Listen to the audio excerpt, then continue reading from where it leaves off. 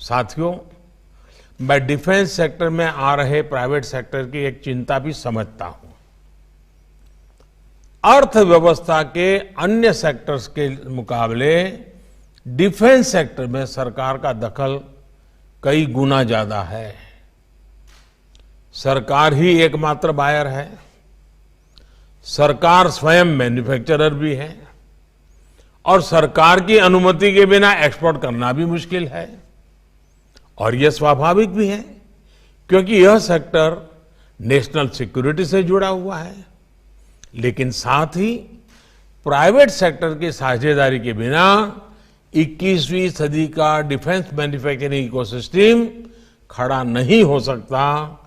यह भी मैं तो भली भांति समझता हूं और अब सरकार के सभी अंग भी समझ रहे हैं।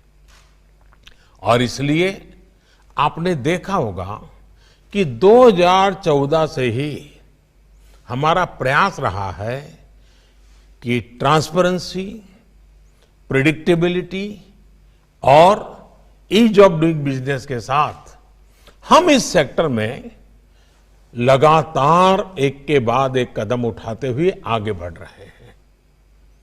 Delicensing, deregulation, export promotion, foreign investment liberalization, ऐसे अनेक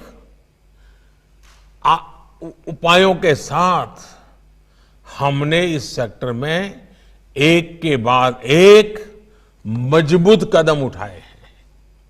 और मैं ये भी कहूंगा कि मुझे इन सारे प्रयासों के लिए सबसे ज्यादा सहयोग, सबसे ज्यादा मदद यूनिफॉर्म फोर्सेस की लीडरशिप से मिली है। वे भी एक प्रकार से इस बात को बल दे रहे हैं, इस बात को आगे बढ़ा रहे हैं।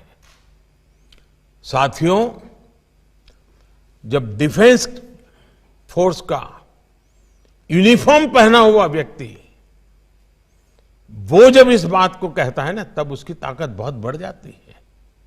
क्योंकि जो यूनिफॉर्म पहन करके खड़ा है उसके लिए तो जीवन और मृत्यु का जंग होता है। वो अपना जीवन संकट में डालकर देश की रक्षा करता हो और वो जब आत्मनिर्भर भारत के लिए आगे आया हो तो कितना सकारात्मक और उत्साह से भरा हुआ वातावरण होगा, इसकी आप भली भांति कल्पना कर सकते हैं।